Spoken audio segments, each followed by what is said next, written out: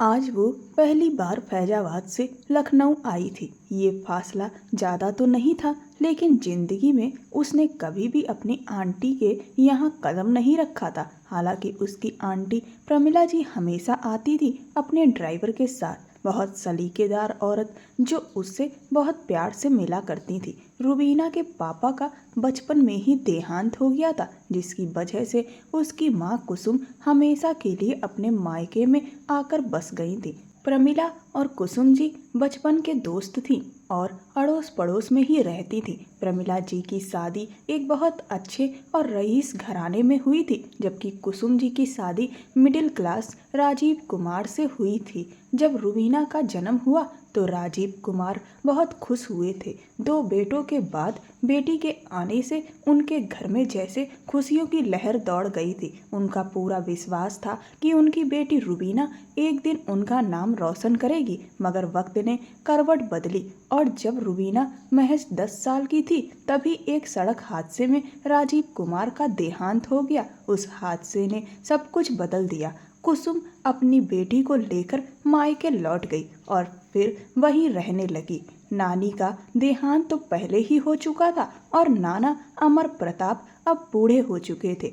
उन्हीं की पेंशन से घर किसी तरह चल रहा था। जैसे तैसे वक्त गुजर रहा था कि उसका बड़ा भाई मनीष एक प्राइवेट कंपनी में नौकरी करने लगा। तब जाकर घर के हालात कुछ सुधरे। फिर मनीष की शादी उसकी पसंद की लड़की सपना से हो गई, जो बहुत समझदार और सीधी सादी थी। अब घर का माहौल थोड़ा बेहतर लगने लगा था। नाना अमर प्रताप अब बूढ़े होने के साथ साथ कमजोर भी पड़ गए थे, मगर फिर भी हर सुबह अखबार पढ़ना उनकी दिनचर्या का हिस्सा था। रुबीना पढ़ाई में अच्छी थी और उसका सपना था कि वह भी किसी दिन कुछ बड़ा करे ताकि सबको उस पर गर्व हो। मगर किस्मत के खेल कौन जानता है, वो तो आज ही उसे समझ आने वाला था जब उसने पहली बार उस बड़े से हवेली नुमा घर में कदम रखा जहां उसकी आंटी प्रमिला जी रहती थीं।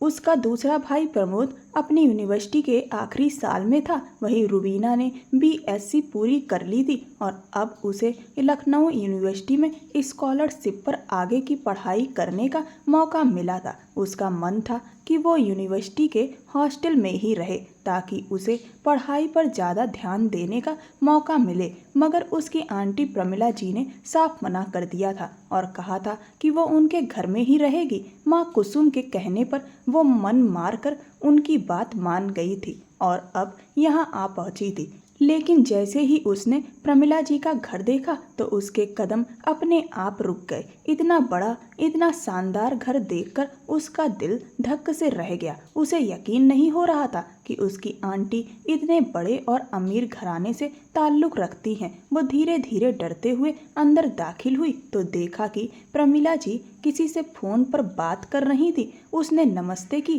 तो प्रमिला जी ने तुरंत फ़ोन रखा और दौड़कर उसे गले से लगा लिया। अरे मेरी बच्ची, तुमने बताया क्यों नहीं कि आज आ रही हो? मैं ड्राइवर को भेज देती या आकाश को कह देती कि वो खुद जाकर तुम्हें ले आए। प्रमिला जी ने प्यार से उसका माथा सहलाते हुए कहा तो रुबीना उनकी मोहब्बत भरी बातों पर हल्के से मुस्कुरा दी। प्रमिला जी बोली, चलो जल्दी से कपड़े बदल लो, मैं तुम्हारे लिए खाना लगवाती हूँ। रुबीना ने मुस्कुराते हुए कहा, नहीं आंटी, रास्ते में मैंने सैंडविच खा लिए थे, अब बस थोड़ा आराम करना चाहती हूँ। आपको पता है मैंने कभी इतना लंबा सफ़र नहीं किया तो थोड़ा अजीब लग रहा है। प्रमिला जी ने प्यार से उसके सिर पर हाथ फेरा और बोली, ठीक है बेटा, पहले आराम कर लो, फिर नीचे आ जाना, बहुत बातें करनी है तुमसे। वो आहिस्ता से बोली, ठीक है चलो, मैं अभी जरा जिम चली जाती हूँ, तुम अपना ध्यान रखना, रात को मिलते हैं। प्रमिला जी ने कहा तो वह हल्की सी मुस्कान के साथ सिर हिला गई और नौकरानी के साथ गेस्ट रूम में चली गई। कुछ देर आराम करने के बाद शाम में वह लॉन में टहलने निकली और एक कुर्सी पर बैठ गई। अचानक उसे बच्चों के लगातार रोने की आवाज़ आई। क्या यह उसका वहम था या सच में आवाज़ आ रही थी? ख्याल आया, आंटी के घर में छोटे बच्चे कहाँ से आए? वह धीरे धीरे उन आवाज़ों की ओर बढ़ी जो लॉन के पास बनी सीढ़ियों की तरफ से आ रही थी। ऊपर चढ़कर देखा तो एक 4 साल की लड़की और लगभग 2 साल का एक बच्चा जोर जोर से रो रहे थे और नौकरानी उन्हें झिझोड़ते हुए कह रही थी, क्या बात है, अभी तुम लोगों को साफ करके लाई थी, फिर से ये गंदगी। मेरा तो दिल चाहता है कि तुमको जोर से दूं एक। नौकरानी चिल्ला रही थी। रूबीना पास गई तो नौकरानी चौंक कर खड़ी हो गई और बोली, अरे आप ऊपर आ गई, आपको यहाँ नहीं आना चाहिए था। प्रमिला जी बहुत नाराज होंगी, आप जल्दी चली जाएं। रूबीना ने हैरानी से पूछा, पर आप अपने बच्चों को मार क्यों रही हैं? नौकरानी घबराई हुई बोली, अब अभी कोई बात मत कीजिए, मैडम आने वाली हैं, बहुत नाराज होंगी, प्लीज़ चले जाइए। कहते हुए वह जरा तेजी से बोल रही थी तो रूबीना ने सिर झटककर वापस पलटा और उसे चाय पीने की तलब लगी, इसीलिए वह किचन की तरफ चल दी। वहाँ एक नौकरानी खड़ी थी, वही जिसने उसे दोपहर में कमरे तक पहुँचाया था। एक बात पूछूं? चाय बनाते हुए उसने पलटकर नौकरानी से कहा। जी छोटी मालकिन, जरूर पूछिए, उसने अदब से जवाब दिया। वो ऊपर एक नौकरानी अपने बच्चों को डांट रही थी, बल्कि मार भी रही थी। ऐसा क्यों कर रही थी? उसने मासूमियत से पूछा। नौकरानी ने एक पल रुककर कहा, अरे नहीं छोटी मालकिन, वो बच्चे उस नौकरानी के नहीं हैं, वो तो हमारे बड़े साहब के बच्चे हैं। यह सुनकर रूबीना चौंक गई। नौकरानी ने धीरे से कहा, उन पर बहुत बड़ा दुख टूटा है।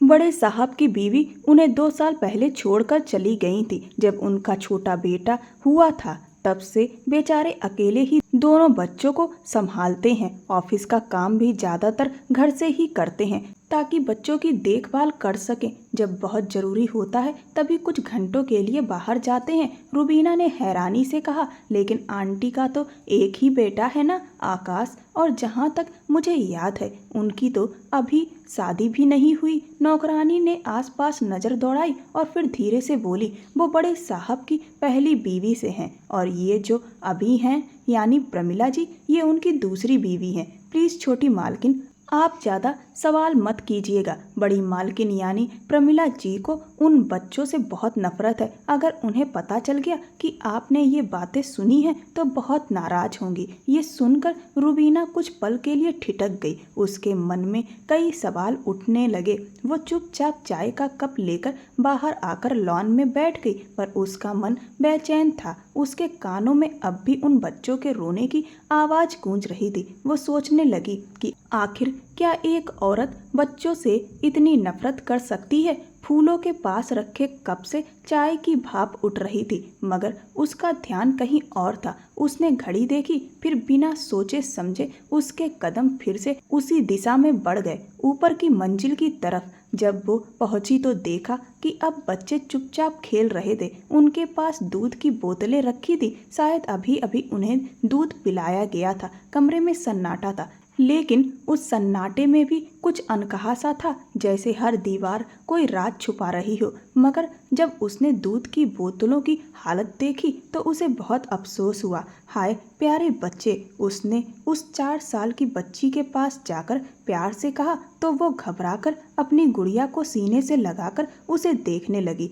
मगर 2 साल का छोटा बच्चा तो उसे देखते ही बाहें फैलाकर उसकी ओर लपका। रूबीना ने उसे गोद में उठाया तो देखा कि उसका पैम्पर लीक हो गया था। उसी वक्त नौकरानी भी वहां आ गई और उसे देखकर घबरा गई। अरे बाप रे, आप फिर ऊपर आ गई? मैडम को पता चला ना तो बहुत नाराज होंगी, उसने चिल्लाते हुए कहा। रूबीना बोली, तुम्हें शर्म नहीं आती? इस तरह बच्चों से सुलूक करती हो? तुम्हें दिखाई नहीं दे रहा कि इसका पैम्पर गीला है? अगर बच्चे को ठंड लग गई तो? उसने सख्त लहजे में कहा। और ये क्या है, फीडर बिना धोए दूध दे दिया, ये कैसी लापरवाही है? रूबीना ने झिड़कते हुए कहा तो नौकरानी भी तुनक कर बोली, आप मुझसे ऐसे बात मत कीजिए, अगर बड़ी मालकिन को बता दिया ना तो आपकी भी खैर नहीं। रूबीना ने गुस्से में कहा, क्या बताओगी तुम? उससे पहले मैं तुम्हारी करतूतें साहब को बताऊंगी, आने ही वाले होंगे ना, बस कुछ घंटों के लिए ही तो बाहर जाते हैं वो। ये सुनकर नौकरानी के चेहरे पर घबराहट साफ झलक गई। वो बोली, तो हम क्या करें, मुफ्त में इन बच्चों को संभालें? बड़ी मालकिन हमें पैसे नहीं देती इन्हें देखने के लिए, और साहब भी बस थोड़े से पैसे थमा देते हैं। मैंने उनसे कहा भी था कि तनख्वाह बढ़ा दें, मगर नहीं बढ़ाई। अब मैं सारा घर का काम भी करूं और इन बच्चों को भी संभालूं। उसके लहजे में बदतमीजी साफ झलक रही थी। रूबीना तिलमिला उठी। जाओ यहाँ से, इतने मासूम बच्चों पर भी तुम्हें तरस नहीं आता? नौकरानी मुंह बनाकर बोली। जब इनकी अपनी दादी को इन पर दया नहीं आती तो मुझे क्यों आएगी? ये कहकर वो वहां से निकल गई। रूबीना के दिल में बच्चों के लिए दया उमड़ आई। उसने दोनों को नहलाया धुलाया, उनके कपड़े बदले और फिर किचन में चली गई। किचन की हालत देखकर उसे घिन सी महसूस हुई। सब बिखरा हुआ था। उसने सिर झटक कर बच्चों के लिए कुछ खाने की चीजें ढूंढी और जल्दी ही सब मिल भी गया। हर तरह की बच्चों की चीजें वहां मौजूद थी। शायद उनके पिता ने पहले से सब रख छोड़ा था। उसने छोटे के लिए सेरेलैक बनाया और बेटी के लिए फल काटे। दोनों को प्यार से खिलाया तो थोड़ी ही देर में दोनों मुस्कुराते हुए खेलने लगे। तभी नौकरानी हड़बड़ाती हुई अंदर आई। जल्दी करो छोटी मालकिन, नीचे जाओ, साहब आ गए हैं। और सुनो, बाहर वाली सीढ़ियों से नहीं, अंदर वाली सीढ़ियों से निकलो, वरना मेरी खैर नहीं। वो घबराई हुई बोली तो रूबीना भी जल्दी से नीचे की ओर चली गई। उधर प्रमोद अभी अभी ऑफिस से घर लौटा था। जैसे ही ऊपर आया और बच्चों को खेलते देखा तो उसके चेहरे पर सुकून उतर आया। आज वो कुछ ज़्यादा ही देर से आया था। वैसे तो वो रोज घर से सारी तैयारी करके निकलता था, मगर जो मीटिंग कल होनी थी वो आज ही रख ली गई थी, इसीलिए देर हो गई थी। वो मीटिंग आज ही करनी पड़ी थी, इसलिए प्रमोद देर से घर लौटा था। लेकिन जैसे ही उसकी नज़र बच्चों पर पड़ी, उसका सारा थकान जैसे मिट गया। दोनों बच्चे साफ सुथरे हंसते खेलते हुए बैठे थे। उसे देखकर दोनों के चेहरे खिल उठे। प्रमोद ने अपनी बेटी आर्या को गोद में उठाते हुए कहा, क्या कर रहे थे मेरे प्यारे बच्चों? आर्या हंसकर बोली, हमें आंटी ने खाना भी खिला दिया। प्रमोद ने मुस्कुराते हुए कहा, वाह, मेरे बच्चों को तो बहुत अच्छी आदतें आ गई हैं। उसने बेटे अंश को प्यार से सहलाते हुए कहा, अच्छा अब खेलो, पापा कपड़े बदल कर आते हैं। वो दोनों को प्यार करके अपने कमरे की तरफ बढ़ गया। जाते जाते उसने नौकरानी से कहा, धन्यवाद सुनीता, आज बच्चे बहुत खुश लग रहे हैं और कितने साफ सुथरे भी हैं। ये लो तुम्हारा इनाम। अगर ऐसे ही रखोगी तो मुझे बार बार कुछ कहने की ज़रूरत नहीं पड़ेगी। उसने जेब से कुछ पैसे निकाल कर उसे दिए तो सुनीता की आंखें चमक उठी। अरे साहब, इसकी क्या ज़रूरत है? आपके बच्चे मेरे भी बच्चे जैसे हैं। आज उन्हें देखकर दिल पिघल गया तो मैंने खुद ही उनका ध्यान रख लिया। उसने बनावटी मुस्कान के साथ कहा और नीचे चली गई। प्रमोद मुस्कुराते हुए सिर हिलाकर अंदर चला गया। आने वाले दिनों में बच्चे रोज ही उसे साफ सुथरे और खुश दिखाई देने लगे। घर की रसोई और बाकी जगह भी अब चमकने लगी थी। प्रमोद को लगने लगा कि सुनीता का काम पहले से बहुत बेहतर हो गया है, इसीलिए अब वह ऑफिस में जरा देर तक रुकने लगा, यह सोचकर कि घर पर सब ठीक चल रहा है। मगर उस दिन उसके सिर में बहुत दर्द था, इसीलिए वो शाम 4 बजे ही घर लौट आया। जैसे ही उसने लिविंग रूम में कदम रखा तो उसकी नज़र बच्चों पर गई, पर उनके साथ खेलने वाली सुनीता नहीं थी, बल्कि कोई और लड़की थी। प्रमोद ठिठक गया, कौन हो तुम और सुनीता कहाँ है? उसने गुस्से से आवाज़ लगाई। बच्चों को अपनी ओर खींचते हुए बोला, सुनीता सुनीता। मगर तभी आर्या तेजी से उस लड़की की गोद में जाकर बैठ गई और अंश भी उसी की ओर भागा। प्रमोद का चेहरा सख्त हो गया। कौन हो तुम? उसने उस लड़की की ओर तीखी नज़रों से देखा। लड़की घबरा गई थी, उसके चेहरे पर डर साफ झलक रहा था। यह हमारी अच्छी वाली आंटी हैं जो हमें नहीं मारती, उसकी नन्ही सी परी ने उस लड़की के गले में बाहें डालते हुए कहा तो वह हैरानी से उसे देखने लगा। वहीं सुनीता के चेहरे पर घबराहट साफ झलक रही थी। ओह, तो इस आंटी की बात हो रही थी और मैं उस दिन से सुनीता तुम्हें क्रेडिट दे रहा था। मुझे लगा तुम सुधर गई हो, मगर नहीं, मैं गलत था। तुम वैसी ही हो, चालाक और झूठी जैसी तुम्हारी मालकिन है। उस आदमी की आवाज़ में गुस्सा और तिरस्कार साफ झलक रहा था। सुनीता बोली, आप मुझसे इस तरह बात नहीं कर सकते। मैं जाकर बड़ी मालकिन को बताऊंगी कि आप उनके बारे में क्या बोल रहे थे। वह तमतमाते हुए बोला, निकालो अपना सामान और दफा हो जाओ यहाँ से, वरना अच्छा नहीं होगा। जिसको जो बताना है जाकर बता दो, मैं किसी से डरने वाला नहीं हूँ। उसकी आवाज़ इतनी तेज थी कि बच्चे सहम गए। सुनीता मुंह बनाती हुई नीचे की ओर चली गई। वह मुड़ा तो सामने वही लड़की थी, सादा कपड़ों में, बालों में लंबी चोटी, कंधों पर हल्का दुपट्टा, गोरी रंगत पर हल्की लाली लिए बेहद मासूम और सुंदर लग रही थी। उसके चेहरे में एक सुकून था, एक सादगी थी जो बहुत भा गई। वह एक पल उसे बस देखता रह गया, फिर धीरे से बोला, तुम कौन हो? नई नौकरानी आई हो क्या? उसने नरम आवाज में पूछा, मगर उसके जवाब देने से पहले ही उसका फोन बजने लगा। वह फोन कान में लगाए बात करता रहा और उसी बीच वह लड़की बच्चों को बाय बाय करती नीचे चली गई। वो चाहकर भी उसे रोक नहीं पाया। फोन खत्म होने के बाद उसने बच्चों से पूछा, बेबी, ये आंटी उस दिन से तुम्हारा ख्याल रख रही हैं? आर्या ने खुशी से सिर हिलाया। हाँ पापा। वह हल्के से मुस्कुराया और बोला, बहुत बढ़िया। चलो अब पापा थोड़ी देर आराम करेंगे, फिर तुम्हारे लिए खाना बनाएंगे। उसने कनपटियों को दबाते हुए सिर झुकाया और थके कदमों से अपने कमरे की ओर बढ़ गया। कमरा आज बेहद साफ सुथरा था, जैसे किसी ने बड़े मन से हर चीज को संभाला हो। उसने जैसे ही अलमारी खोली तो देखा कि उसके सारे कपड़े बड़े सलीके से टंगे हुए थे। वह अनायास ही मुस्कुरा दिया। उसके दिमाग में उसी लड़की का चेहरा घूम गया जिसने यह सब किया होगा। फिर खुद को झिड़कते हुए उसने सोचा कि पहले फ्रेश हो लिया जाए और बाथरूम की ओर बढ़ गया।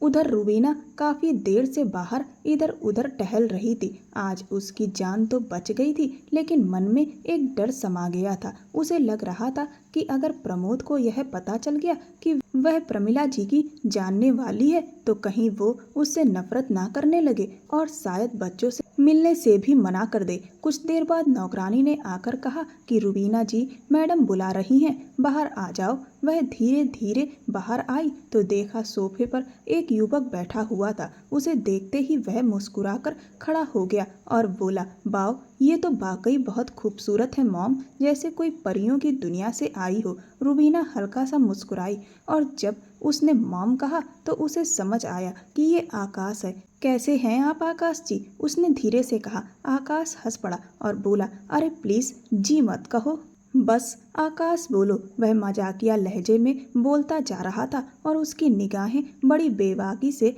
रुबीना को देख रही थी। रुबीना का मन हुआ कि वहां से उठकर भाग जाए, लेकिन उसने खुद को संभाला और जाकर प्रमिला जी के पास सोफे पर बैठ गई। प्रमिला जी ने मुस्कुराकर कहा, तुम्हारे अंकल भी आते ही होंगे, तब बैठकर ठीक से बात करेंगे। फिर नौकरानी से बोला गया कि ऊपर जाकर प्रमोद साहब को कहो कि नीचे आ जाएं, क्योंकि उनके पिताजी पूरे महीने बाद घर लौट रहे हैं और उनका साफ आदेश है कि उनका प्यारा बेटा भी नीचे मौजूद हो। आज का खाना तो हमारा बिगड़ ही जाएगा। प्रमिला जी ने ताना मारते हुए कहा, पता है ना तुम्हें, मुझे उसके साथ खाना खाना बिल्कुल अच्छा नहीं लगता, जैसे जहर हो। फिर भी तुम्हारे पापा को समझ नहीं आता। प्रमिला जी के लहजे में इतनी नफरत और कटाक्ष था कि रुबीना हैरान होकर उन्हें देखने लगी। उस वक्त प्रमिला जी के चेहरे पर कोई नरमी नहीं थी, जैसे किसी पुराने गुस्से की आग उनके भीतर अब भी सुलग रही हो। रुबीना को इस नफरत की वजह समझ नहीं आ रही थी,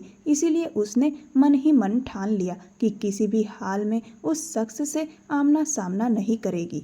आंटी जी, मैं कमरे में चली जाऊं? तबीयत कुछ ठीक नहीं लग रही, उसने धीरे से कहा। तो प्रमिला जी चौंकी। अरे मेरी बच्ची, क्या हुआ? मैं आकाश से कहती हूँ, वो तुम्हें डॉक्टर के पास ले जाएगा। नहीं आंटी जी, थोड़ी देर आराम कर लूंगी तो ठीक हो जाऊंगी, रुबीना ने झट से कहा। अच्छा चलो ठीक है, मैं तुम्हारा खाना कमरे में भिजवा दूंगी, प्रमिला जी ने कहा। रुबीना ने राहत की सांस ली और जल्दी से अपने कमरे में चली गई। अगले दिन सुबह वह हमेशा की तरह यूनिवर्सिटी चली गई और दोपहर 12 बजे के करीब वापस लौटी। जैसे ही वह ऊपर वाले हिस्से में पहुंची तो सामने बैठे प्रमोद कुमार को देखकर उसके पांव तले जमीन खिसक गई। उसे तो पूरा यकीन था कि वो अब तक ऑफिस जा चुके होंगे। वो वापस मुड़ने ही वाली थी कि प्रमोद कुमार ने उसे आवाज दी, अरे आइए ना, मैं तो आपका ही इंतजार कर रहा था। दरअसल मैं अब सुनीता के पास बच्चों को छोड़ना नहीं चाहता। मेरी 2 बजे मीटिंग है, तो अगर आप बुरा ना माने तो बच्चों को थोड़ी देर संभाल लेंगी। मैं आपको इसके पैसे दे दूंगा। वो झट से बोली, नहीं, पैसे देने की कोई ज़रूरत नहीं है, मैं ऐसे ही कर दूंगी। मुझे वैसे भी बच्चे बहुत अच्छे लगते हैं, तो मुझे खुशी होगी ये सब करने में।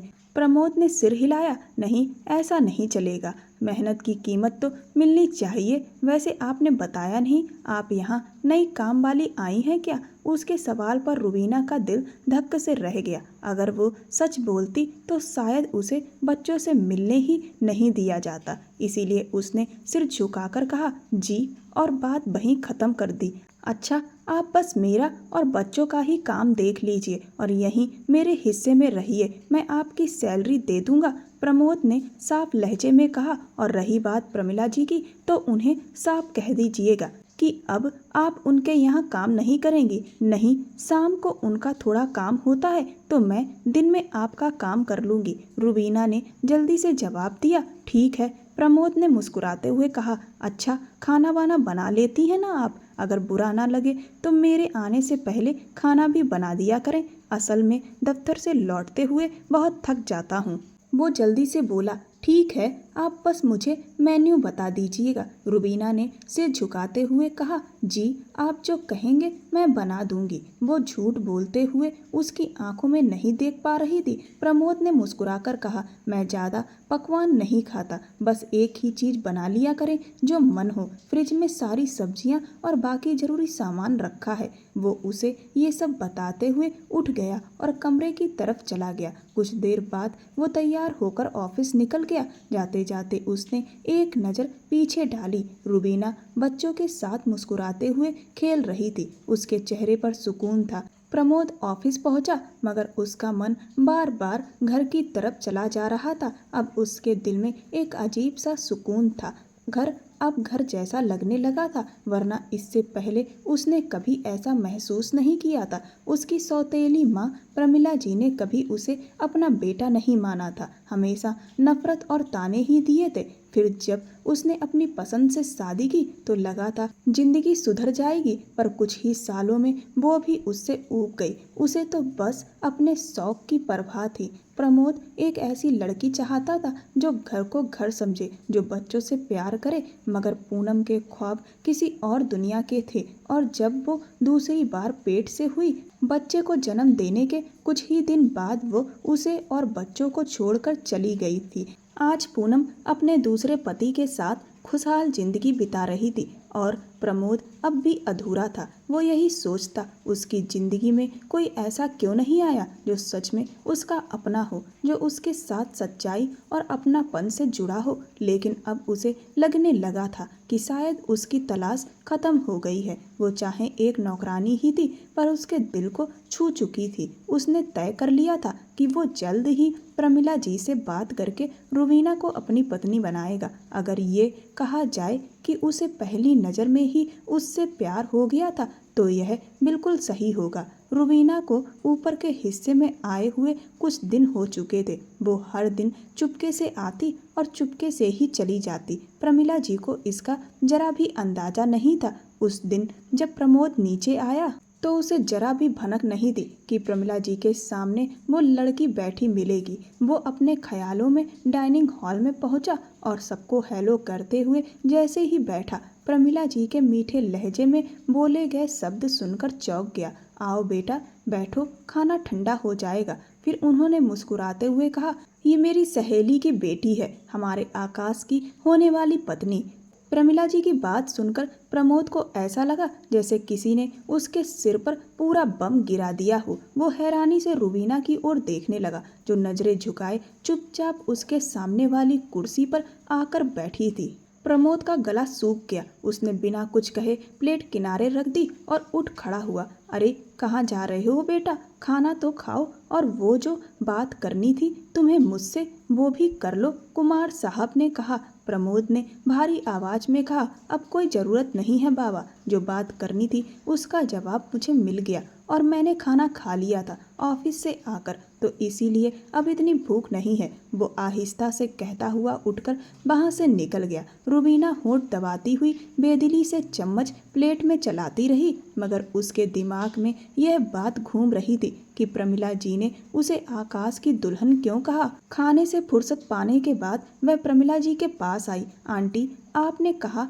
कि मैं आकाश की होने वाली दुल्हन हूँ, मगर यह बात तो मुझे नहीं पता थी, वो झिझकते हुए बोली। प्रमिला जी मुस्कुराई। बेटा, मेरा मकसद तुम्हें यहाँ बुलाने का यही था कि मेरा बेटा तुम्हें पसंद कर ले, इसीलिए मैंने पहले कुछ नहीं बताया कि जब तक वो खुद राजी ना हो जाए मैं कोई बात नहीं छेड़ूंगी। लेकिन कल रात आकाश ने हाँ बोल दिया है, वो तुमसे शादी करना चाहता है, उसे तुम बहुत पसंद आई हो और तुमसे बढ़कर मेरी बहू बनने के लिए और कौन हो सकता है। फिर मेरी सहेली कुसुम का भी तो बोझ हल्का हो जाएगा। कितनी चिंता करती थी वो तुम्हें लेकर, प्रमिला जी ने अपने बेहद नरम लहजे में कहा, और यह मिठास खास तौर पर उनके लहजे में सिर्फ अपनों के लिए ही होती थी। मगर जब वो प्रमोद कुमार को देखती थी तो ना जाने कहाँ से इतनी नफरत झलकने लगती थी। रुबीना को प्रमिला जी समझ ही नहीं आती थी कि आखिर उनका कौन सा रूप सच्चा है। और जहाँ तक बात आकाश की थी, उसे तो वो पहली नज़र में ही अच्छा नहीं लगा था। उसकी निगाहें बहुत गंदी और मतलब भरी लगी थी। फिर वो बिना कुछ और पूछे अपने कमरे में चली गई। अगले दिन जब वो यूनिवर्सिटी से वापस आई तो प्रमोद कुमार आज भी घर पर ही था। क्या करने आई हो यहाँ? निकलो यहाँ से, मुझे झूठे और मक्कार लोग बिल्कुल पसंद नहीं हैं, प्रमोद ने सख्त लहजे में कहा। सॉरी, मैं झूठ नहीं बोलना चाहती थी, लेकिन मुझे आपके बच्चे बहुत अच्छे लगे थे। मुझे डर था कि आप ये जानने के बाद कि मैं प्रमिला जी की जानने वाली हूँ मुझे बच्चों से मिलने से रोक देंगे, बस इसी डर से मैंने झूठ बोला। प्लीज़ मुझे माफ़ कर दीजिए। वो उंगलियां मरोड़ते हुए बोली तो वो चलते हुए उसके सामने आ खड़ा हुआ और उसकी आंखों में आंखें डालकर देखने लगा। उसकी आंखों में उभरता गुस्सा और तिरस्कार देखकर वो जैसे अंदर तक कांप गई। ये सब करने को तुम्हारी आंटी ने कहा होगा ना, और अब भी कोई नया झूठ लेकर आई हो। उन्हें तो वैसे ही मौका चाहिए कि किसी तरह मुझे तकलीफ मिले। उन्हें बहुत सुकून मिलता है मुझे परेशान देखकर, और देखो ना आज वो कितनी खुश थी, इसीलिए तो तुरंत अपने बेटे की बात चला दी। यही था ना तुम दोनों का प्लान, मुझे दर्द देने का। वो दांत भींचते हुए बोला। नहीं, ऐसा नहीं है, मैंने किसी गलत इरादे से कुछ नहीं किया। अगर ऐसा होता तो मैं आपके बच्चों के साथ प्यार से पेश क्यों आती? मुझे बच्चे सच में बहुत प्यारे लगते हैं, बस इसी वजह से मैं आपकी तरफ आती थी, और मैंने सिर्फ आपकी नफरत के डर से सच्चाई छुपाई थी, वो भर्राई आवाज़ में बोली। इसके अलावा मेरा कोई गलत मकसद नहीं था। प्लीज़ मुझे माफ़ कर दीजिए और बच्चों से मिलने दीजिए। वो हाथ जोड़कर गिड़गिड़ाते हुए बोली। हरगिज़ नहीं, मैं अपने बच्चों के आसपास भी तुम जैसे लोगों को भटकने नहीं दूंगा, प्रमोद कुमार ने सख्त लहजे में कहा। लेकिन प्लीज़, वो तड़प कर बोली। मगर प्रमोद ने उसका हाथ पकड़कर उसे दरवाजे की तरफ धकेल दिया। रुबीना आंखों में नमी लिए सीढ़ियों से नीचे उतर आई। उसका दिल बहुत भारी था। वो इतने दिनों में ही उन बच्चों से बहुत ज़्यादा जुड़ गई थी, और बच्चे भी उससे बहुत लगाव करने लगे थे। बेटी को तो किसी तरह बहला लिया था, मगर बेटा किसी तरह शांत नहीं हो रहा था। वह लगातार रोए जा रहा था। प्रमोद सर पकड़कर सोफे पर बैठा था, परेशान और थका हुआ। अगले दिन उसने आया के लिए एक विज्ञापन दिया और इंटरव्यू के लिए कुछ लड़कियों को ऑफिस में बुलाया। उनमें से एक लड़की को पसंद करके वह उसे घर ले आया। सारा काम समझाने के बाद वह ऑफिस चला गया। जब शाम को वापस लौटा तो देखा कि बच्चे गंदे कपड़ों में थे और पूरा घर अस्त व्यस्त पड़ा था। कम से कम घर की सफाई ही कर लेती, उसने तुरंत झुलझुलाकर कहा। आया ने तुरंत पलटकर जवाब दिया, मैं सिर्फ बच्चों की देखभाल के लिए आई हूँ, सफाई के लिए आप किसी और को रख लीजिए, मैं कोई नौकरानी नहीं हूँ। प्रमोद बस उसे देखकर रह गया, कुछ बोल नहीं पाया।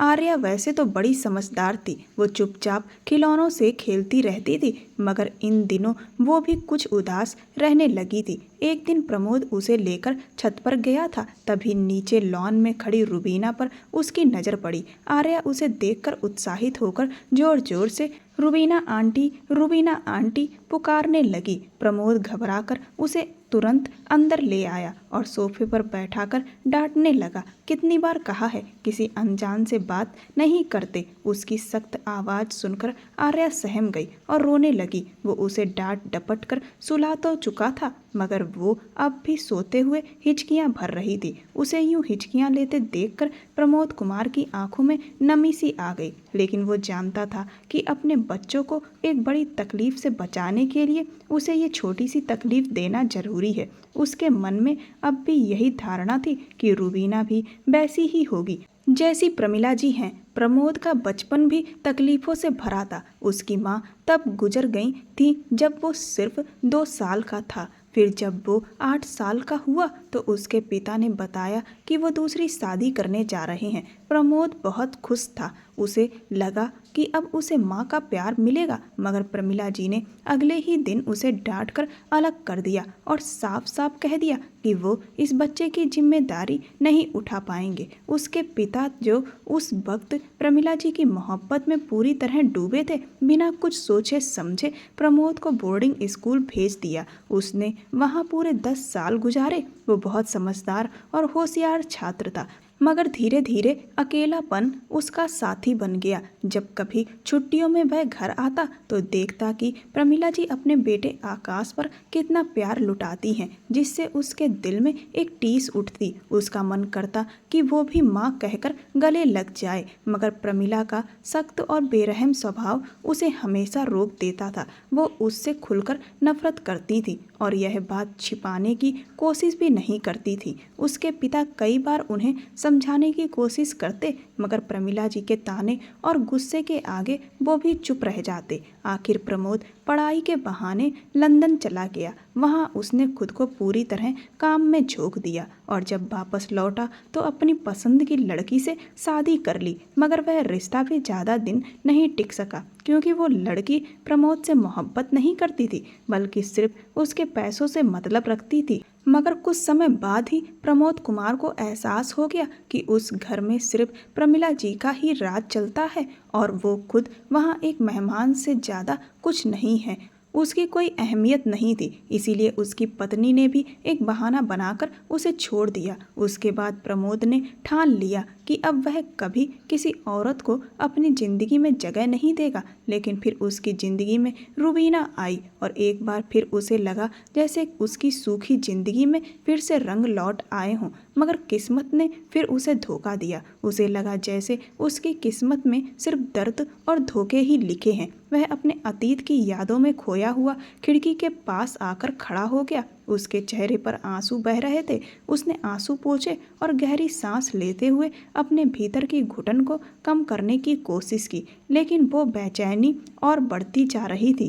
तभी उसकी नज़र नीचे पोर्च में गई तो उसने देखा आकाश अपनी कार में रुबीना के साथ कहीं जा रहा था। प्रमोद चौंक गया। वह झट से नीचे आया, नौकर को बच्चों के पास भेजा और खुद दोनों के पीछे निकल पड़ा। उसने देखा कि आकाश की गाड़ी एक क्लब के सामने जाकर रुकी। प्रमोद ने भी अपनी कार वहीं पार्क की और अंदर जाने से पहले एक मास्क उठाया, क्योंकि वहाँ मास्क पार्टी चल रही थी। उसने मास्क लगाकर अंदर कदम रखा और भीड़ के बीच उसकी नज़र सिर्फ रुबीना को खोज रही थी। थोड़ी देर बाद उसने उसे देख लिया। वह भारतीय पोशाक में थी और मुस्कुरा रही थी। प्रमोद का दिल जोर से धड़कने लगा, लेकिन वह खुद को संभालते हुए एक साइड में जाकर खड़ा हो गया और उन दोनों पर नज़र रखता रहा। कुछ देर बाद उसने देखा कि आकाश रुबीना का हाथ पकड़कर ऊपर की सीढ़ियों की ओर जा रहा है। प्रमोद बिना वक्त गवाए तेजी से उनके पीछे भागा,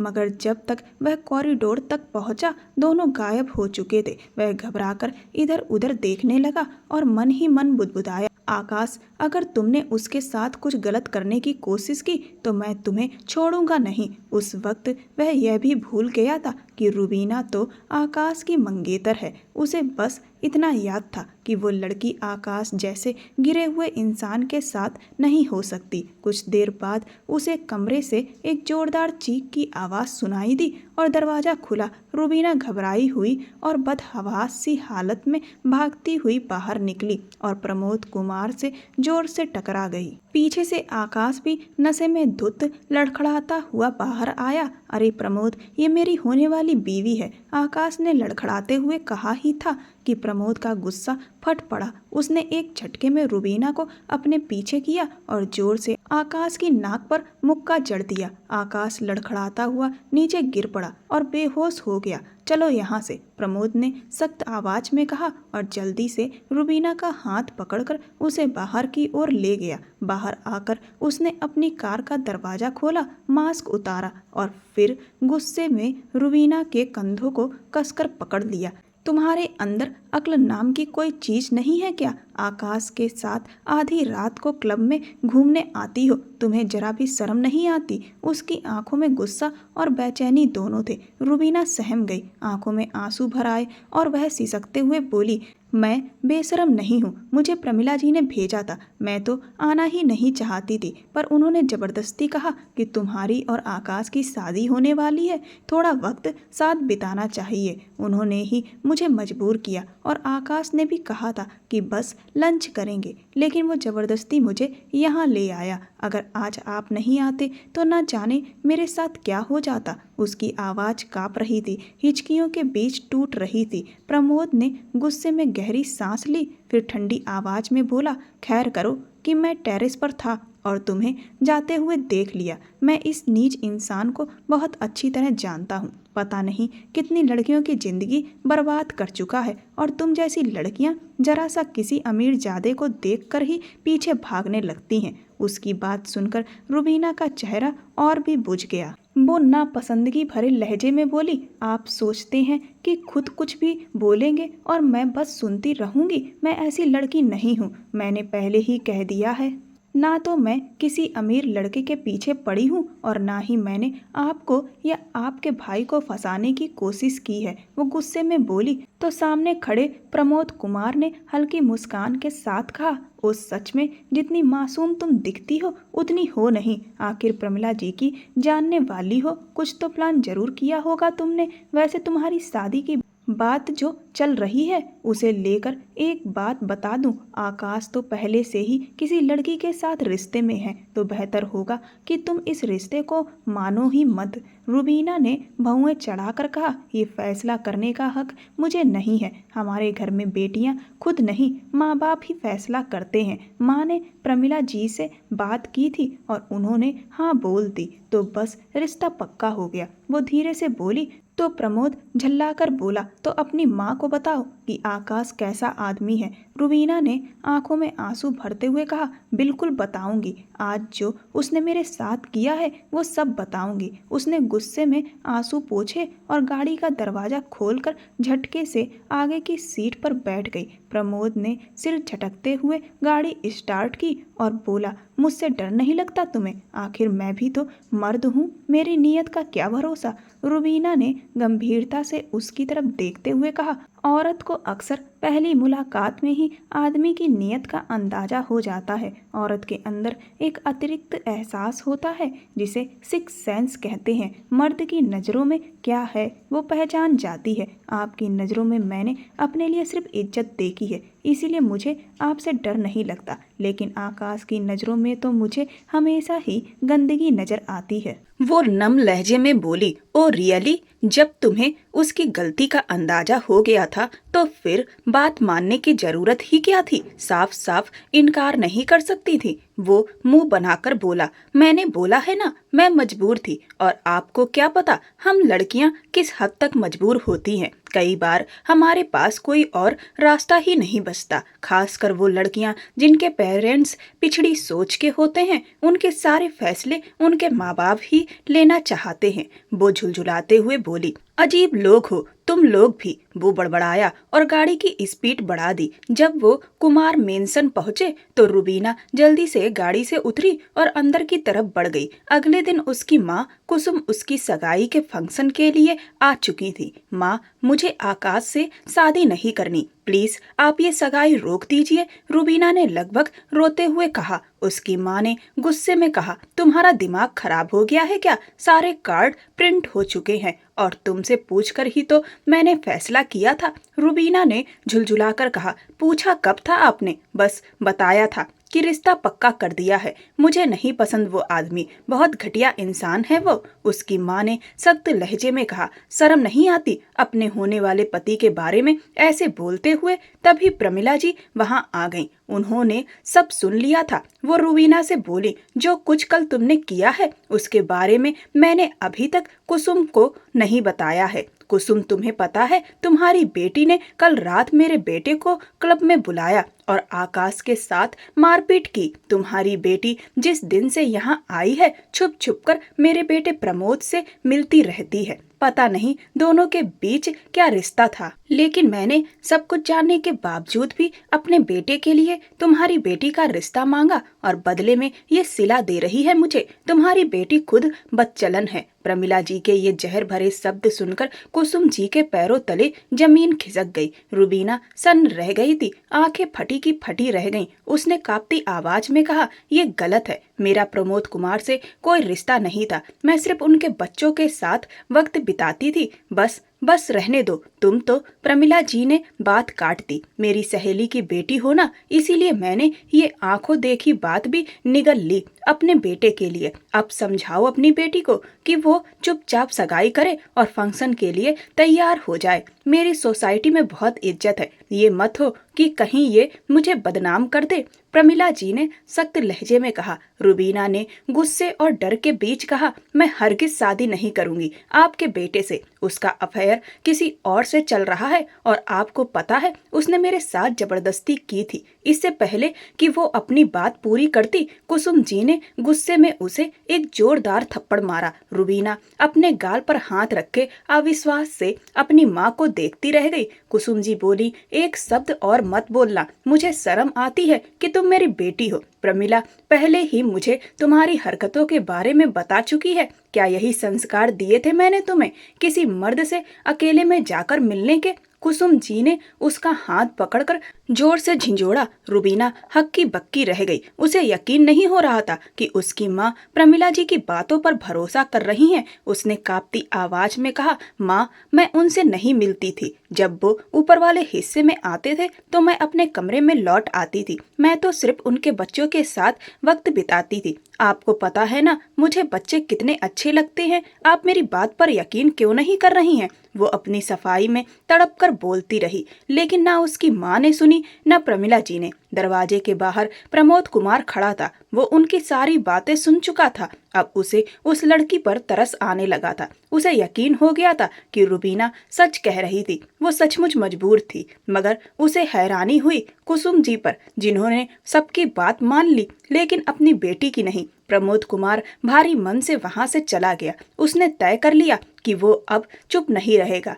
क्योंकि अब सगाई की जगह सीधी शादी तय हो चुकी थी और वो नहीं चाहता था कि इतनी अच्छी सच्ची लड़की को एक घटिया इंसान के साथ जिंदगी गुजारनी पड़े। शादी वाले दिन प्रमोद ने आकाश की असलियत सबके सामने ला दी। सारे मेहमान आकाश को नफरत भरी नजरों से देखने लगे। कुमार साहब तक नजरें झुका चुके थे। प्रमिला जी का तो बस नहीं चल रहा था कि वहीं प्रमोद को जान से मार दे। कुसुम जी गुमसुम अपनी बेटी को देखती रह गई। उन्हें एहसास हुआ कि उनकी बेटी बार बार समझाने की कोशिश करती रही थी कि वो लड़का उसके लायक नहीं है, लेकिन उन्होंने अपनी चालाक सहेली की बातों में आकर उसे अनसुना कर दिया। वो सहेली जो हमेशा से स्वार्थी रही थी। अगले दिन कुसुम जी अपनी बेटी को लेकर वापस फैजाबाद जा रही थी। माँ बेटी ने अपना सामान उठाया और कुमार मेंशन से निकल आईं। प्रमिला जी ने उन्हें ड्राइवर तक देने की भी जहमत नहीं उठाई। तभी प्रमोद कुमार अपनी कार लेकर उनके पास आ गया और बोला, आइए आंटी, मैं आपको स्टेशन तक छोड़ देता हूँ। कुसुम जी ने उदासी से मुस्कुराते हुए कहा, नहीं बेटा, बहुत शुक्रिया, हम चले जाएंगे। कुसुम जी ने कहा, प्लीज बेटा, आप रहने दीजिए। मुझे अच्छा नहीं लग रहा है कि आप इस तरह परेशान हो रहे हैं। हम खुद चले जाएंगे। प्रमोद ने शालीनता से कहा, नहीं आंटी, ऐसा मत कहिए, मैं आपको स्टेशन तक छोड़ देता हूँ।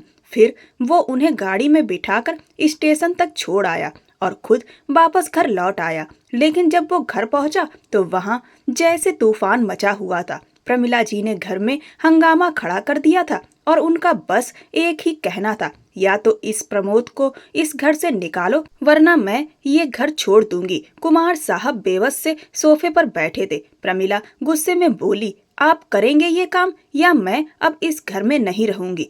सतीश जी ने गहरी सांस ली, माथा मलते हुए अपने बेटे प्रमोद की तरफ देखा। जिस फैसले को करने में उन्होंने सालों लगा दिए थे, आज उसी फैसले को लेने में बस एक पल लगा। उन्होंने ठंडे लहजे में कहा, ठीक है, मर्जी है तुम्हारी, तुम जा सकती हो इस घर से, मगर मेरा बेटा कहीं नहीं जाएगा। तुम्हें शायद पता नहीं है कि आज जो कुछ भी हमारे पास है वो सब प्रमोद की माँ की मेहनत की वजह से है। मैं तो बस उनकी कंपनी में एक मामूली कर्मचारी था। ये घर, ये दौलत सब उसकी है। बाद में इसे बढ़ाने का काम पूरी लगन और मेहनत से प्रमोद ने किया और उसी के नाते अब ये सब प्रमोद का है। इस पर मेरा कोई हक नहीं है, ना तुम्हारे बच्चों का। तुम चाहो तो जा सकती हो, लेकिन मैं नहीं चाहता कि मेरे बेटे को एक बार फिर घर से निकाला जाए।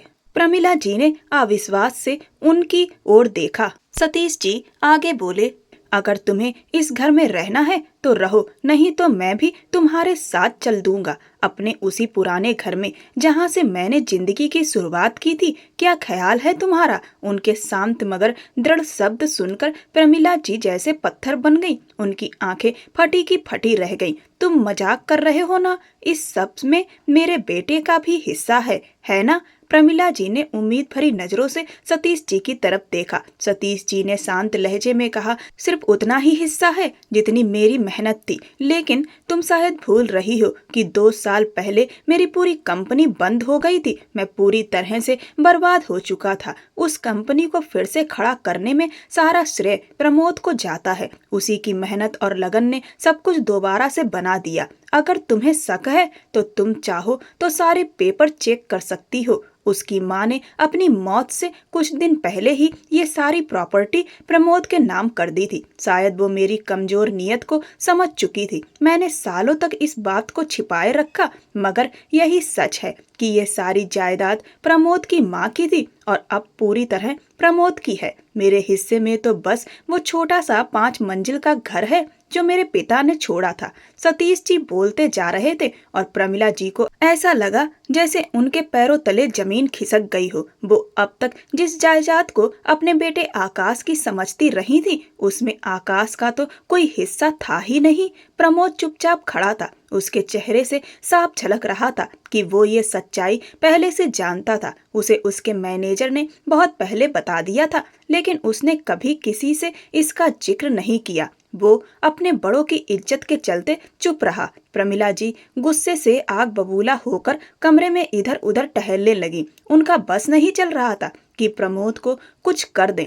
उन्होंने कई वकीलों से बात की, लेकिन हर किसी ने यही कहा कि कानूनी तौर पर इस प्रॉपर्टी पर आकाश का कोई हक नहीं है। प्रमिला जी का सिर चकराने लगा। वो जिस प्रमोद को घर से निकालना चाहती थी, असल में वही इस घर का मालिक था। मगर अब प्रमिला जी को लग रहा था कि उनकी अपनी ही हुकूमत उनके हाथों से फिसल रही है। उसी वक्त प्रमोद कुमार लाइब्रेरी में दाखिल हुआ तो कुमार साहब ने उसे पुकार कर रोक लिया। उन्होंने अपनी सिगरेट बुझाई, फिर कांपते हुए हाथ जोड़ दिए। मुझे माफ कर दो बेटा, मैंने आज तक तुम्हें वो हक नहीं दिया जिसके तुम हकदार थे। मैं डर गया था कि कहीं ये ऐसो आराम की जिंदगी मुझसे छिन ना जाए। मैंने अपनी जिंदगी बहुत गरीबी में गुजारी थी और जब तुम्हारी माँ कविता ने मुझे अपनाया तो लगा जैसे किस्मत पलट गई। मगर जब वो इस दुनिया से चली गई तो मुझे डर लगने लगा कि सब कुछ मेरे हाथ से निकल जाएगा।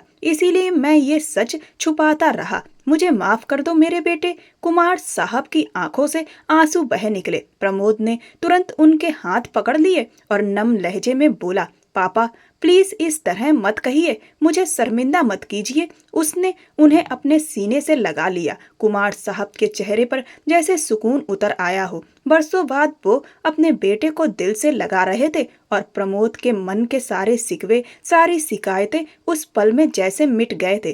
प्रमोद वाकई बहुत नरम दिल था, सबको माफ करने का हुनर जानता था। कुछ पल बाद वो उनसे अलग हुआ तो कुमार साहब ने आंखें पोंछी और बोले, मैंने तुम्हारे लिए एक फैसला किया है और मुझे पता है कि ये फैसला तुम्हारी जिंदगी में बहुत असर डालेगा। प्रमोद ने आदर से कहा, जी पापा, आपका हर फैसला मुझे मंजूर है। कुमार साहब ने उसका हाथ थामा और बोले, मैंने तय किया है कि तुम्हारी दूसरी शादी कर दूं और जिस लड़की को मैंने तुम्हारे लिए चुना है वो इस दुनिया की सबसे अच्छी लड़की है। मुझे पूरा यकीन है कि वो तुम्हें समझेगी, तुम्हें संभालेगी और तुम्हारे जीवन को फिर से खुशियों से भर देगी। मैंने अपनी जिंदगी में बहुत गलत फैसला किया था क्योंकि मैं पहले से जानता था कि प्रमिला कैसी औरत है। कुमार साहब की आवाज में पछतावा झलक रहा था और प्रमोद की आंखों में अपने पिता के लिए सम्मान और स्नेह दोनों थे। लेकिन उसके बावजूद मैंने सब कुछ नजरअंदाज करके प्रमिला को अपनी जिंदगी में शामिल किया, अपनी ख्वाहिश के मुताबिक, ना कि तुम्हारी खातिर। कुमार साहब ने भारी आवाज में कहा, मगर मैं जानता हूँ कि मेरा बेटा अब अपने बच्चों के साथ ऐसा नहीं चाहता है और मुझे यकीन है कि वो लड़की उन बच्चों को माँ का सच्चा लगाव देगी। उनके लहजे में अपनापन और विश्वास दोनों थे। प्रमोद बस चुपचाप उन्हें देखता रह गया। दिल में कई ख्याल उमड़ घुमड़ रहे थे। उसके जेहन में सबसे पहले रुबीना का चेहरा उभरा, मगर फिर उसे याद आया कि वो प्रमिला जी की जानने वाली है, इसीलिए उसे अपनी जिंदगी में शामिल करना मुमकिन नहीं था। उसने बस धीमे से सिर झुकाकर हाँ कह दिया। अगले दिन एक होटल में छोटी सी शादी की रस्म रखी गई थी। सब कुछ बहुत सादगी से हो रहा था। शादी के समय जब लड़की को लाया गया, प्रमोद ने हैरानी से कुमार साहब की ओर देखा, जिन्होंने मुस्कुराकर सिर हिलाया। प्रमोद कुछ बोले बिना चुपचाप बैठा रहा। कुसुम जी रुबीना को थामे हुए लाई और उसे प्रमोद के पास बैठा दिया। रुबीना के दोनों भाई और उनके नाना जी भी मौजूद थे, मगर प्रमिला जी ने साफ इनकार कर दिया था इस शादी में आने से। शायद उन्हें ये खबर भी नहीं थी कि रुबीना अब प्रमोद की पत्नी बन रही है। प्रमोद जानता था कि अब घर लौटने पर न जाने क्या तूफान खड़ा होगा। शादी की रस्म पूरी होने के बाद विदाई हुई और प्रमोद रुबीना को लेकर घर की तरफ निकल पड़ा। रास्ते में दोनों खामोश बैठे रहे। घर पहुंचकर उसने रुबीना का हाथ थामा और अपने हिस्से वाले पोर्शन में ले आया। बच्चों के साथ नौकरानी थी। प्रमोद और रुबीना को एक साथ देखकर नौकरानी कुछ चौंकी, फिर जल्दी से नीचे चली गई। तभी छोटी आर्या दौड़ती हुई आई और रुबीना की टांगों से लिपट गई। रुबीना झुककर उसे अपने सीने से लगा ली, उसके माथे और गाल पर प्यार किया। प्रमोद बस खामोशी से देखता रहा। रुबीना ने आर्या को गोद में उठाया और अपने कमरे में चली गई। उसने उसे बिस्तर पर बिठाकर सुलाया और छोटे अंश को भी प्यार से थपक कर सुला दिया। जब दोनों बच्चे सो गए तो रुबीना उठकर कपड़े बदलने चली गई। कुछ देर बाद वो वापस लिविंग रूम में आई, जहां प्रमोद सोफे पर बैठा लैपटॉप पर काम कर रहा था। आपके लिए कॉफी बना दूं? उसने धीरे से पूछा। प्रमोद ने नजर उठाई, उसकी ओर देखा, फिर मुस्कुराते हुए लैपटॉप बंद किया और उठकर उसके सामने आ गया। कुछ बातें हैं जो तुम्हें जाननी बहुत जरूरी हैं, प्रमोद कुमार ने अपने चेहरे पर सख्ती लाते हुए कहा। अगर तुमने अपनी आंटी की तरह मेरे बच्चों के साथ कुछ गलत करने की कोशिश की तो याद रखना, मैं अपने पिता की तरह किसी के साथ नाइंसाफी नहीं होने दूंगा। वह ठंडी आवाज में बोला, मगर हर शब्द में चेतावनी थी। दूसरी बात, हमारे बीच पति पत्नी वाला रिश्ता नहीं होगा। अगर कभी हुआ भी तो उसे लेकर ज्यादा गलत फहमी में मत रहना। मैं तुम्हारे पास केवल अपनी एक जरूरत पूरी करने आऊंगा, प्यार करने नहीं। मुझे झूठ और धोखा देने वाले लोग बिल्कुल पसंद नहीं है। तुमने छल से मेरे बच्चों के करीब आने की कोशिश की थी और मैंने सिर्फ अपने बच्चों की खातिर ये शादी की है। तुम्हारी हैसियत मेरे लिए सिर्फ एक आया जितनी है। प्रमोद के इन शब्दों ने रुबीना का दिल तोड़ दिया। उसकी आंखों में दर्द की नमी चमक उठी और होंठ हल्के से कांप गए। एक पल को प्रमोद का दिल भी डगमगाया, मगर अगले ही पल उसने खुद को संभालते हुए नजरें फेर ली और बिना कुछ बोले अपना लैपटॉप उठाकर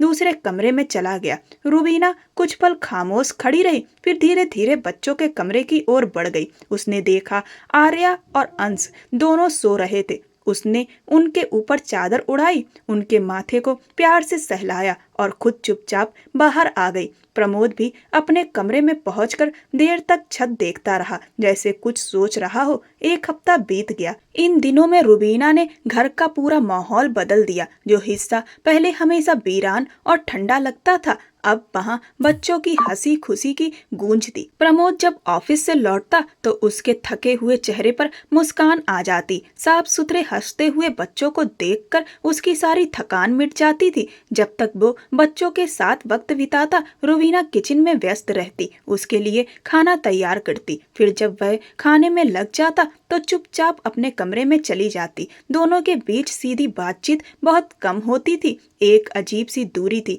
लेकिन उस दूरी में भी एक सुकून था। आज प्रमोद ने सोचा कि सबको नीचे साथ में खाना खाना चाहिए। जैसे ही वह बच्चों के साथ नीचे आया, प्रमिला जी ने उन्हें देखा तो बेचैनी से कुर्सी पर पहलू बदला, लेकिन अब वह कुछ बोल नहीं सकती थी। जब से उन्हें पता चला था कि इस पूरी संपत्ति के असली वारिस प्रमोद हैं, तब से उनकी जुबान मानो बंद हो गई थी। वो कुछ कहने के काबिल नहीं रही थी। कुछ देर बाद प्रमोद कुमार अपने पिताजी कुमार साहब के साथ स्टडी रूम में चले गए और रुबीना नौकरानी के साथ मिलकर बर्तन समेटने लगी। तभी प्रमिला ने उसे पुकारा। बहुत खुश होगी ना, इतने बड़े घर की बहू बनकर। उसके लहजे में तीखापन था। रुबीना ने उसकी तरफ देखा और शांत स्वर में बोली, आप खुश नहीं हैं आंटी? आखिर मैं आपकी ही तो बहू हूँ, बेटा तो आपका ही है ना। क्योंकि आप इस घर में हैं, यही इस बात का सबूत है कि वो आपका बेटा है। जानती हैं, अगर उनकी जगह आकाश होता ना, तो अब तक शायद आपको इस घर से निकाल चुका होता। मगर ये प्रमोद जी का बड़ा दिल है कि आपकी हर बात, हर तकलीफ, हर ताने को चुपचाप सहते रहे, कभी कुछ नहीं कहा। जिस दिन उन्हें पता चला कि ये पूरी जायदाद उन्हीं के नाम है, अगर वो चाहते तो उसी वक्त आपको यहाँ से निकाल देते, लेकिन उन्होंने ऐसा नहीं किया। आपको तो उनका शुक्रगुजार होना चाहिए, मगर आप हैं कि अब तक दिल में नफरत पाले बैठी हैं। कैसे कर लेती हैं इतनी नफरत? वो भावुक होकर बोले जा रही थी। आप तो मेरी आदर्श थी, आखिर वो भी तो आपके ही पति के बेटे हैं। क्या आपको कुमार साहब से प्यार नहीं था? अगर सच में था तो उनके बेटे को अपना क्यों नहीं सकी? रुबीना की आंखों में आंसू थे, मगर आवाज में सच्चाई की गूंज थी। उसके शब्द सीधे प्रमिला जी के दिल में उतर गए। वो खामोश बैठी रह गई, जैसे किसी ने उनके सामने आईना रख दिया हो, जिसमें उनका असली चेहरा साफ नजर आ रहा था।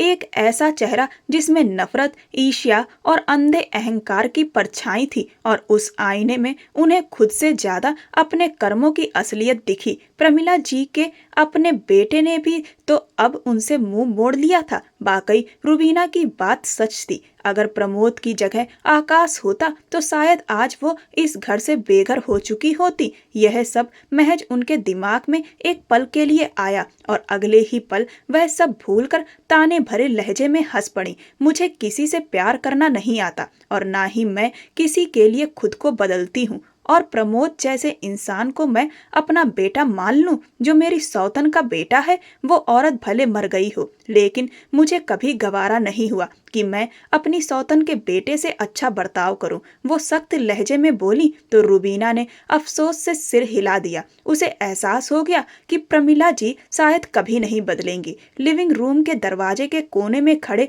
प्रमोद ने सब सुन लिया। उसकी आंखें दर्द से भर आईं और एक खामोश आंसू उसके गालों से फिसलकर दाढ़ी में समा गया। वह तुरंत वहां से पलटा और अपने हिस्से के पोर्शन में चला गया। कुछ देर बाद जब दरवाजा खुला तो उसने मुड़कर देखा। रुबीना बच्चों को मुश्किल से संभालती हुई अंदर आ रही थी। छोटा अंश उसकी गोद में ही सो गया था। प्रमोद ने जल्दी से आगे बढ़कर बच्चे को उसकी गोद से लिया और जाकर बेड पर लिटा दिया। फिर बिना कुछ कहे बाहर निकलकर टेरेस पर चला गया। हवा में अजीब सी उदासी घुली थी। कुछ देर बाद रुबीना वहां पहुंची और उसके कंधे पर हाथ रखा। आप ठीक हैं प्रमोद जी? उसने पूछा तो प्रमोद ने उसका हाथ हटाकर किनारे हो जाना चाहा। प्लीज प्रमोद जी, क्या हुआ आपको? आप वहां से ऐसे क्यों चले आए? वो बेचैनी से बोली। तुम इतनी अच्छी बनने की कोशिश क्यों कर रही हो? तुम्हें क्या लगता है मैं तुम्हारी बातों में आ जाऊंगा? प्रमोद ने तीखे लहजे में कहा। रुबीना ने शांत स्वर में जवाब दिया, आपको ऐसा क्यों लगता है कि मैं अच्छी बनने की कोशिश कर रही हूँ? मैं जैसी हूँ वैसी ही खुद को दिखा रही हूँ, लेकिन आप खुद को इतना कठोर क्यों बना रहे हैं? आप ऐसे नहीं हैं। मैं जानती हूँ जब आप मुझे तकलीफ देते हैं तो उससे कई ज्यादा दर्द आपकी आंखों में उतरता है। क्या हम सब कुछ भुलाकर फिर से शुरू नहीं कर सकते? वो नम आवाज में बोली। प्रमोद ने उसकी आंखों में देखते हुए कहा, तुम्हारे दिए हुए धोखे के बाद मैं तुम पर भरोसा नहीं कर सकता। रुबीना ने एक पल रुककर धीरे से कहा, अगर मैं कहूँ कि मैं आपसे प्यार करती हूँ तब भी आप यकीन नहीं करेंगे? उसकी बात सुनकर प्रमोद के कदम जैसे थम गए। उसने मुड़कर अविश्वास से उसकी ओर देखा, फिर उसके होठों पर एक हल्की सी कड़वी मुस्कान आई। यह भी तुम्हारा कोई नया नाटक ही होगा, है ना? ऐसा नहीं है, प्लीज मेरा यकीन कीजिए, रुबीना बोली और उसके लब कांप उठे। प्रमोद ने ठंडी सांस लेकर कहा, नहीं कर सकता, क्योंकि जिन पर मैं भरोसा करता हूँ वो मेरा भरोसा तोड़ देते हैं। अब नहीं करूँगा, कभी नहीं करूँगा। यह कहकर उसने उसका हाथ झटक दिया और अंदर की ओर चला गया। रुबीना की आंखों से आंसू छलक पड़े और उसके गालों को भिगोने लगे। उसने अपने दुपट्टे से आंसू पोंछे और चुपचाप अंदर चली गई।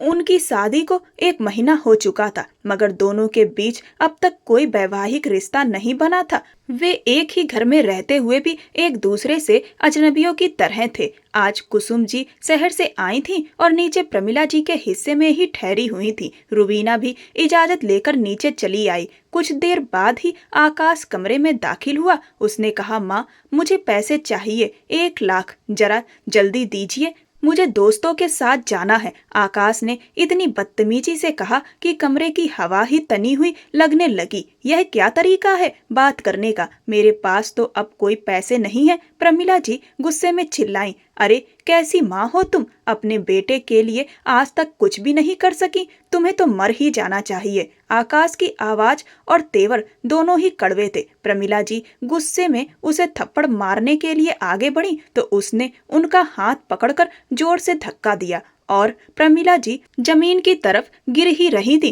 कि तभी प्रमोद कुमार अंदर आए और उन्हें पकड़ लिया। तुम्हारे अंदर थोड़ी अकल है क्या? अपनी माँ से ऐसे सुलूक करते हो, शर्म नहीं आती? प्रमोद ने गुस्से में चीखते हुए आकाश के मुंह पर जोरदार थप्पड़ जड़ दिया। आकाश गुस्से में उनका गला पकड़कर चिल्लाया, शट अप, और मैं तुम्हारी यह बदतमीजी बर्दाश्त नहीं करूंगा। प्रमोद ने सख्ती से कहा, और मैं अच्छे से जानता हूँ तुम यह 1 लाख क्यों मांग रहे हो। आकाश का चेहरा पल भर के लिए थम गया, फिर उसने ठीक वैसे ही झुककर कहा जैसे हमेशा करता। क्या मतलब? प्रमोद ने ठंडे लहजे में कहा, तुम जुआ खेलते हुए 10 लाख हार गए हो और तुमने जेवर बेचकर भी कुछ पैसे जुटाए थे। अब बचा 1 लाख है, इसीलिए तुम मांग रहे हो। कमरे में खामोशी छा गई। आकाश का सर झुक गया। उसकी आंखों में कुछ चिंता और शर्म का मिला जुला रंग था, पर फिर भी उसने गिड़गिड़ाकर नहीं कहा। प्रमोद ने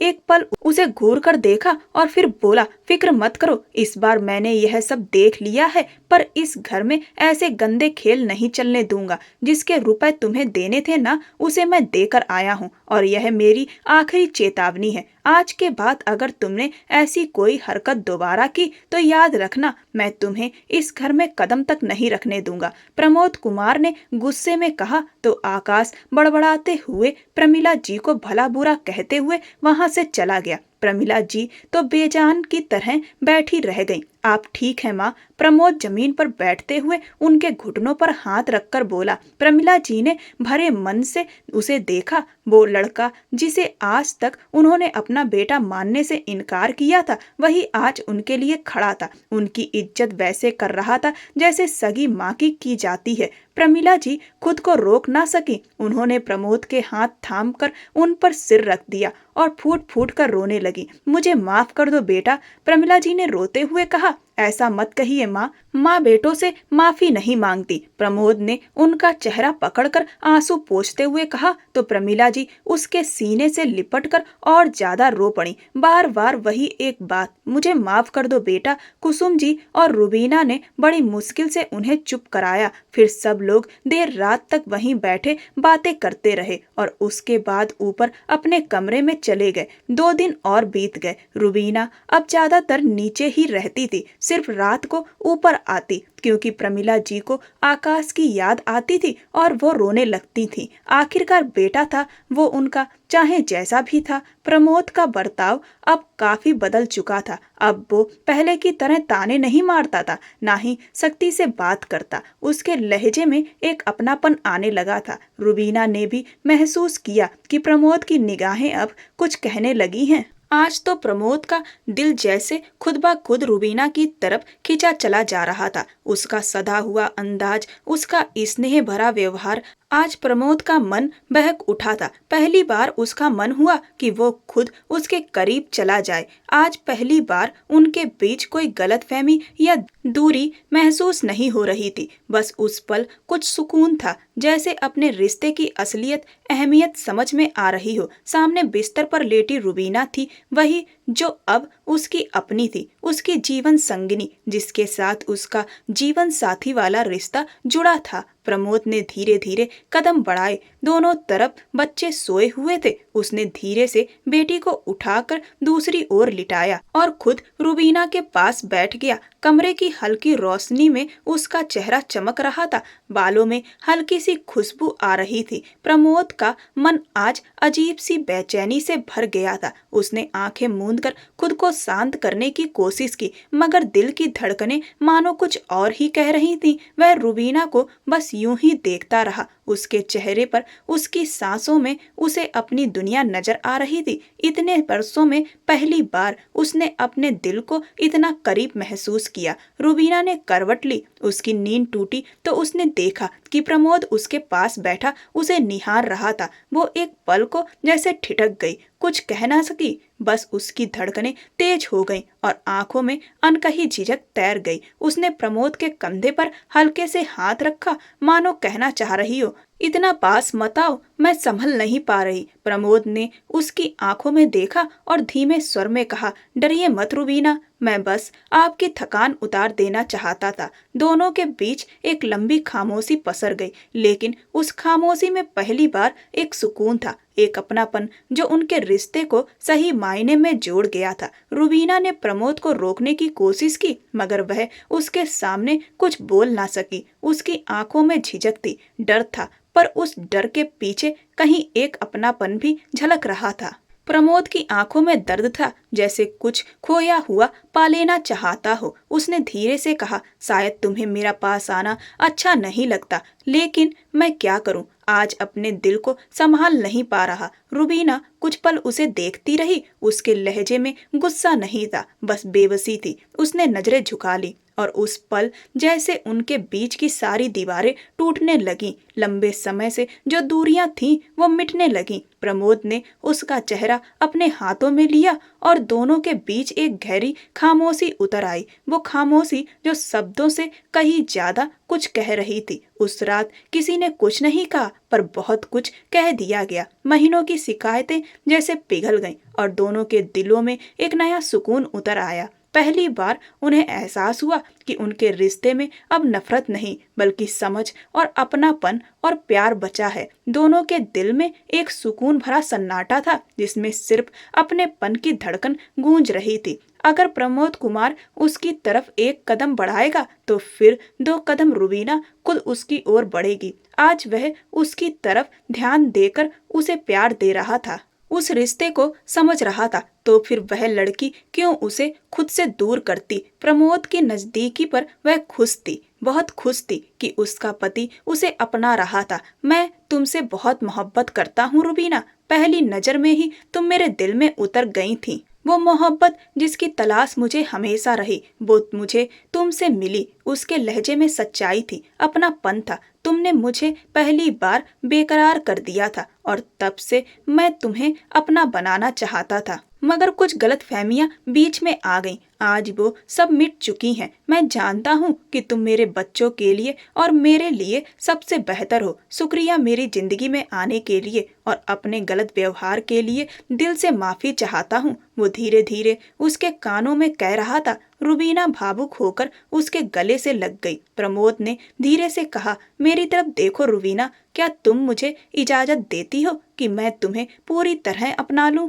उसने उसकी आंखों में झांकते हुए सिर झुका दिया और उस पल उनकी आंखों की खामोशी ही उनका इकरार बन गई। अब उनके बीच कोई दीवार बाकी नहीं रही थी। उनके रिश्ते में अब सुकून था, अपनापन था और एक नई शुरुआत की महक थी। कुछ ही देर में दोनों के बीच की दूरी बिल्कुल खत्म हो गई। उनके बीच अब समझदारी और भरोसे का रिश्ता था। प्रमोद अब पहले जैसा सख्त नहीं रहा और रुबीना अब पहले जैसी डरपोक नहीं रही। दोनों के बीच अब एक गहरा लगाव था जो हर दिन और मजबूत होता जा रहा था। आकाश को प्रमोद खुद ढूंढ कर लाया था। वह अपने दोस्त के साथ गलत संगत में पड़ गया था और इसी वजह से कई दिनों से जेल में बंद था। प्रमोद ने काफी मेहनत से उसे बाहर निकलवाया और आकाश अब पहले से कुछ समझदार हो गया था। मगर फिर भी प्रमोद के मन में एक झिझक थी। उसे लगता था कि वह उसे अपने घर में नहीं रख सकता क्योंकि उसने कभी रुबीना के साथ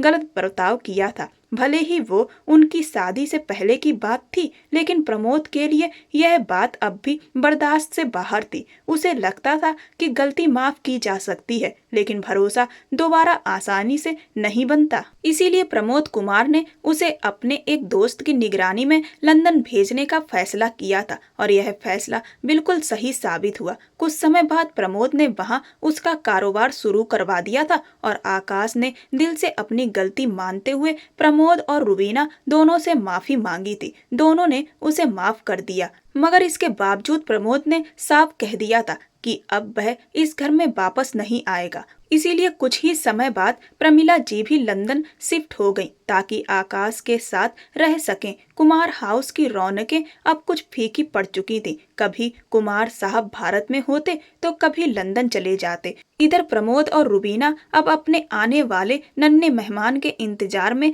दिन गिन रहे थे। बहुत जल्द उनका परिवार बढ़ने वाला था। घर में नई खुशियों की आहट थी और छोटी आर्या तो अपने आने वाले भाई या बहन के लिए इतनी उत्साहित थी कि दिन भर उसी की बातें करती रहती। पूरे घर में अब सुकून, प्यार और एक नई शुरुआत की खुशबू फैली हुई थी।